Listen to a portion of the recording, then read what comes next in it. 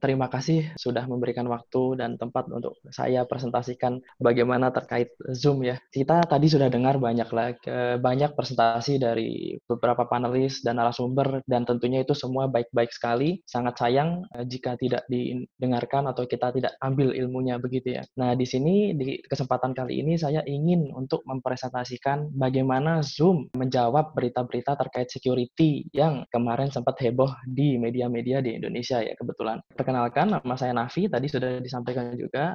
Saya sendiri PT Carry System, dari PT Carry System. PT Carry System sendiri ini apa sih kalau di Zoom-nya? Itu adalah authorized reseller dan certified integrator partner untuk Zoom di Indonesia. Apa sih yang ada di media belakangan ini ya? Apalagi selama kita WFH, itu banyak sekali berita-berita terkait Zoom, terutama ya, terkait security dan lain halnya. Sebenarnya banyak sekali beritanya dan lebih banyak lagi di luar sana yang memang kalau kita kumpulkan bisa sampai ratusan begitu. Sebenarnya dari semua media-media itu yang pemberitaannya itu cukup santer, itu hanya ada beberapa problem sebenarnya dan kebanyakan problem-problem tersebut itu hanya berdasarkan dari pengguna yang belum terbiasa menggunakan Zoom itu sendiri. Nah, nanti saya addressing satu persatu problemnya. Sayangnya ini banyak media Indonesia yang tidak menyampaikan berita baiknya ya. Jadi kebanyakan beritanya hanya berita-berita serem gitu, jadi diulang-ulang terus dengan judul dan mungkin title yang berbeda. Padahal sebenarnya semua sudah diklarifikasi oleh Zoom sendiri. Oke, pertama, mungkin pernah dengar juga beritanya terkait Zoom pada MacBook itu bisa membuat orang memata-matai kita dengan web service-nya. Padahal ini berita sudah cukup lama. Ini pertama kali ditemukan oleh Patrick Wardle, jadi itu bekas dari hacker NSA. Dia menemukan problem terkait flaw ini. Hanya saja sebenarnya flaw ini itu adalah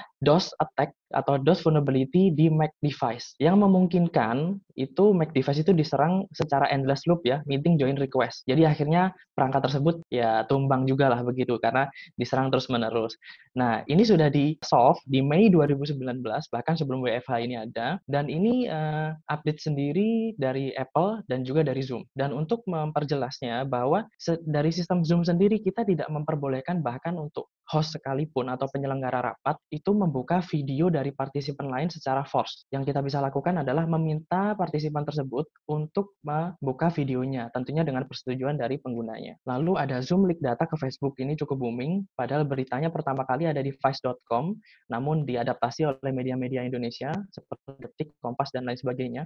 Sebenarnya apa yang terjadi? Jadi di Zoom itu sendiri memiliki fitur login via Facebook, dan login via Facebook fitur ini menggunakan Facebook SDK yang ada pada Facebook. Jadi saat menggunakan Facebook SDK ini, ternyata Facebook SDK mengirimkan data untuk mengirim personal user information ya, seperti device tipe, time zone, device OS, dan sampai disk space ataupun prosesor. Jadi sudah clear, yang mengirimkan data ke Facebook itu bukan Zoom-nya, tapi adalah Facebook SDK-nya yang kita lakukan untuk integrasi. Nah, mengingat hal ini menjadi privacy concern ya, jadi Zoom sendiri meremove kode Facebook SDK-nya dan untuk fitur login via Facebook sekarang bisa dilakukan melalui website. Dan setelah dianalisa ulang, sudah diklarifikasi juga dengan Vice.com, dengan media selanjutnya, bahwa Zoom privacy policy itu tidak mengirimkan data ke Facebook, itu sudah clear. Ya, ini yang paling sering. Kita sangat sayangkan kemarin terjadi di event One Thickness ya, Zoom bombing. Jadi banyak yang bilang meeting kita dihack, dilakukan ada intruder lalu mengirimkan konten-konten yang tidak senonoh begitu ya. Bahkan ada beberapa negara yang katanya nge-ban atau banning terhadap Zoom, jadi nggak boleh pakai. Dan kemarin juga seperti di media-media Indonesia juga sempat adaptasi berita dari FBI bahwa FBI melarang penggunaan Zoom. Nah, ini perlu saya klarifikasi, sebenarnya Zoom bombing sendiri itu adalah fitur. Jadi kenapa dinamakan Zoom bombing? Ini fitur ini digunakan oleh individu yang tidak bertanggung jawab, join kepada meeting, lalu melakukan screen sharing seperti yang saya lakukan saat ini, hanya saja kontennya tidak bertanggung jawab. Begitu. Karena fitur ini sebenarnya by default kan bisa kita lakukan untuk semua orang. Nah, host sendiri tidak melakukan security terhadap meeting tersebut. Itulah yang terjadi. Lalu menjawab yang education ya, apa terkait negara Singapura katanya melarang Zoom.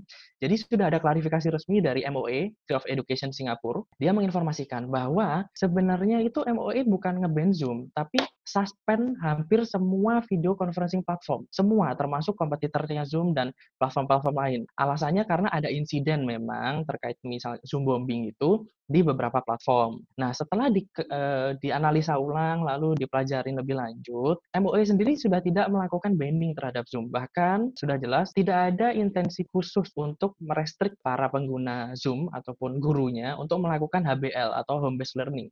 kalau di Singapura. Jadi Ministry of Education Singapura sendiri sudah boleh memakai Zoom. Lalu untuk FBI ini sebenarnya bukan tidak boleh menggunakan ya, tapi ini lebih ke arah warning terkait penggunaan video conferencing karena beberapa di hijack. Nah, di sini kita juga berterima kasih sebenarnya ke FBI karena di sini juga disampaikan bagaimana cara untuk melakukan mitigasi meeting. FBI merekomendasikan tata cara untuk melakukan mitigasi teleconference supaya tidak terjadi hijacking ataupun sumbang. Lalu ada juga yang bicara terkait privacy concern. Katanya Zoom itu bisa memonitor aktivitas kita di komputer. Ini sebenarnya muncul pertama kali di Twitter. Jadi ini hanya fitur. Jadi fiturnya Zoom itu salah satunya adalah attention tracking. Attention tracking di sini memungkinkan host untuk melihat partisipannya itu sedang membuka aplikasi Zoom atau tidak. Jadi kita bisa cek misalnya murid kita sedang membuka aplikasi Zoom atau malah aplikasi Zoom-nya diminimize dan membuka aplikasi lain. Lalu ada juga pembicaraan terkait Zoom itu tidak end-to-end encryption. Jadi ini mungkin lebih ke arah terminologi yang sebenarnya tidak match ya. Karena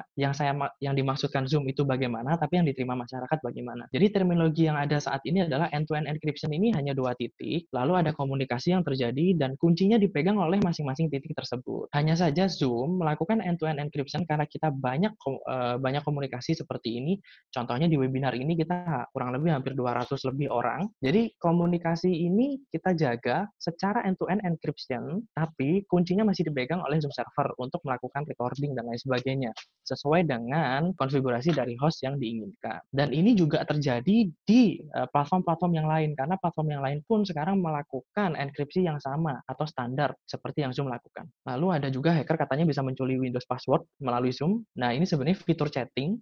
Jadi fitur chatting ini digunakan oleh individu yang tidak bertanggung jawab lagi untuk mengirimkan seperti URL atau sebenarnya kalau kita bisa lihat di sini kan ada UNC link, UNC path, itu kan cukup menyeramkan bagi pengguna yang awam ya. Nah, itu dikirimkan sebagai link karena itu sebenarnya standar base saja untuk identifikasi server, website, printer, dan lain sebagainya di jaringan. Nah, saat itu dikirimkan di chatting, itu berubah menjadi clickable link. Seperti yang misalnya kita kirimkan website di WhatsApp, begitu ya, atau email. Karena ini semua bisa terjadi di platform-platform yang merubah link tersebut menjadi clickable link. Nah, ternyata saat linknya itu diklik, itu mengarah ke server yang mungkin jadi CNC ataupun evil server gitu ya. Jadi mencuri kredensialnya, phishing, dan lain sebagainya. Jadi di sini Zoom juga membantu karena penggunanya mungkin banyak yang awam. Fitur ini sempat dihapus, lalu kita juga put lagi fitur ini. Jadi kita sekarang sudah bisa membedakan mana yang menjadi UNC path yang tidak baik ataupun hanya website biasa begitu. Jadi sudah tidak ada masalah. Lalu ada juga pembicaraan terkait Zoom traffic ini di routing ke China. Apa sih yang sebenarnya terjadi? Jadi Zoom itu punya fitur namanya geofencing sebenarnya. Geofencing ini memungkinkan untuk pengguna itu mendapatkan secara geografi konektivitas ya, itu mendapatkan server yang terdekat dengan para pengguna itu sendiri. Nah, di sini kebetulan karena kemarin breakout-nya COVID-19 itu terjadi di China, Zoom ini membantu China kebetulan untuk melaksanakan WFH dan lain sebagainya ya. Sehingga kapasiti Zoom server di China itu sempat dibesarkan. Nah, setelah dibesarkan, ternyata berikutnya merebak kan ke negara-negara tetangga. Nah, saat negara tetangga ini mau mengakses Zoom, secara tidak sengaja mungkin misalnya saya mau akses ke server yang ada di Sydney begitu ya atau Australia. Ternyata traffic saya bandwidth-nya ke sana cukup besar. Tapi region China masih cukup bisa mengakomodir banyak traffic. Secara tidak sengaja di routing lah ke sana. Hanya saja kita sudah terapkan ada fitur baru di Zoom per 18 April kita bisa pilih data center yang kita ingin terkoneksi. Jadi jika kita menginginkan untuk exclude country China misalnya seperti itu, kita bisa lakukan. Dan ini pertama di platform video conferencing atau web conferencing seperti ini. Tidak ada di kompetitornya. Lalu meeting recording katanya ke publish. Nah ini sebenarnya sudah jelas. Berita pertama di Washington Post. Jadi banyak video yang direcord melalui Zoom software, di-save itu di online storage lain tanpa password. Nah ini kan sebenarnya user behavior yang salah ya. Jadi karena dan di sini juga dicantumkan bahwa ini tidak berefek ke Zoom recording yang ada di Zoom system. Nah, kita sarankan kita bisa password screen recordingnya, kita bisa set itu private dengan domain tertentu atau harus registrasi. Itu semua kita bisa lakukan untuk fitur security-nya. Jadi secara user behavior mungkin bisa kita lebih secure. Jadi tidak asal main share sebagai link. Lalu 500.000 kredensial di-sell lah on dark web gitu ya. Kita juga sangat sayangkan kemarin salah satu e-commerce terkenal di Indonesia juga lebih banyak. Jadi sebenarnya problem-problem seperti ini akan selalu terjadi di platform-platform yang populer. Kenapa? Pertama, hacker itu mengincar platform populer karena dengan effort yang sama dia mendapatkan efektivitas yang lebih besar. Lalu bagaimana caranya? Mereka sebenarnya melakukan credential stuffing ya. Jadi banyak pengguna itu memiliki password ataupun username yang sama di beberapa situs yang berbeda. Contoh, ada yang punya Facebook dan login Zoom dan login Yahoo misalnya itu sama semua. Nah, ini sangat-sangat mudah dicuri karena sekali kredensialnya kena itu mungkin semua situs itu bisa diambil oleh hacker tersebut padahal hanya menggunakan phishing atau kredensial stuffing saja. Dan sebagai perbandingan di Facebook itu dalam hitungan hari itu mungkin bisa sampai 500.000 kredensial yang tercuri ya karena saya kutip dari Alex Stamos bekas CSO-nya Facebook. Nah, tadi kan berita buruk-buruk semua. Ini ada berita sedikit baik ya. Untuk Indonesia sendiri ada Menkominfo pastikan aplikasi Zoom untuk rapat kenegaraan itu aman dari kebocoran data. Lalu juga ada keamanan aplikasi Zoom. Ini kebetulan Pak Onowe Purbo ini sempat disentil-sentil ya. Kemarin ada video, mungkin ada perempuan yang merekord notebooknya sendiri menggunakan handphone begitu ya. Jadi di video itu kursornya gerak-gerak sendiri begitu. Nah, disentil-sentil kebetulan saya follow Pak Onowe Purbo secara pribadi dia sampaikan bahwa keamanan aplikasi Zoom jawab singkatnya aman. Sebaiknya install yang versi terbaru. Dan di sini uniknya Pak Onowe Purbo sampaikan bagaimana cara kita melakukan recheck secara platform atau mungkin aplikasi tertentu untuk vulnerability-nya. Jadi jangan percaya dengan media begitu saja. Salah satunya adalah cek Zoom vulnerability. Nanti ada muncul salah satu websitenya adalah CVE Details. Nah, di CVE Details ini kita bisa lihat vulnerability-nya apa saja. Nah, di sini saya sampaikan ada kurang lebih 5 vulnerability dan satu vulnerability yang nomor 5 ini bukan Zoom ya. Karena ini ADSL modem, Zoom tidak menjual itu dan ini ditemukan 2004. Sedangkan Zoom sendiri baru jalan atau berdiri 2011. Ini vulnerability dari Zoom. Bagaimana dengan yang lain? Kalau kita bicara security ya. Kalau kita cek aja beberapa platform yang sering dipakai lah selain Zoom. Kita lebih banyak vulnerability-nya. Cuma memang di media-media itu kepopuleran suatu berita kan jadi concern tersendiri ya. Nah, disitulah mungkin Zoom yang diangkat. Nah, apakah Zoom terkait ya memang terkait security ini menjadi benefit ya untuk kompetitornya, tapi apakah mereka itu kebal terhadap problem yang sama? Jawabannya tidak, karena ini sama saja mengganti baju sebuah platform, menggantinya dengan baju lain, tapi sebenarnya vulnerability itu tetap bisa kita dapatkan gitu. Seperti salah satunya yang pernah saya baca ya,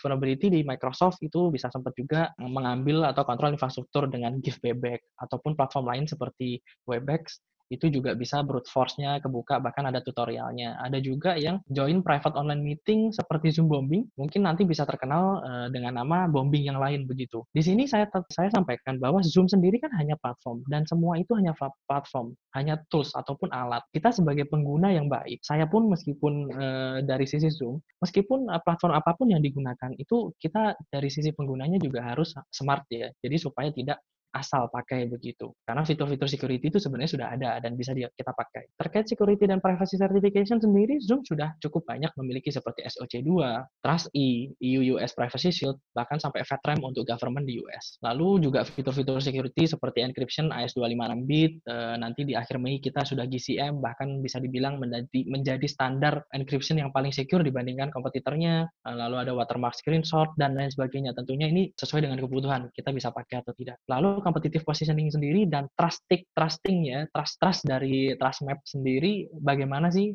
setelah dihajar media begini banyak, Zoom tetap menjadi leader di beberapa Magic Quadrant ataupun momentum leader yang ada ya. Jadi hampir tidak ada masalah di sini. Lalu ada juga letter dari beberapa manajemen Zoom bahwa menyampaikan untuk fitur-fitur itu bisa dipakai, permohonan maaf juga bahwa yang terjadi itu sebenarnya tidak seharusnya terjadi. Last but not least ya, bahwa kita mau meyakinkan kepada penggunanya, Zoom itu tidak menjual data penggunanya dan tidak akan pernah menjual data penggunanya di kemudian hari. Zoom juga tidak pernah memonitor meeting ataupun kontennya, dan Zoom juga berusaha selalu comply dengan applicable privacy law seperti GDPR, CCPA, yang spesifik seperti COPPA, HIPAA, dan VERPA misalnya. Dan dari carry system sendiri kita sangat menyayangkan jika terjadi meeting-meeting bermasalah karena individu yang tidak bertanggung jawab. Oleh karena itu mungkin kita bisa bantu rekomendasikan untuk fitur-fitur security ini digunakan. Untuk caranya mungkin bisa kontak ke kami support@carries.com atau saya sendiri untuk bisa kita bantu selanjutnya.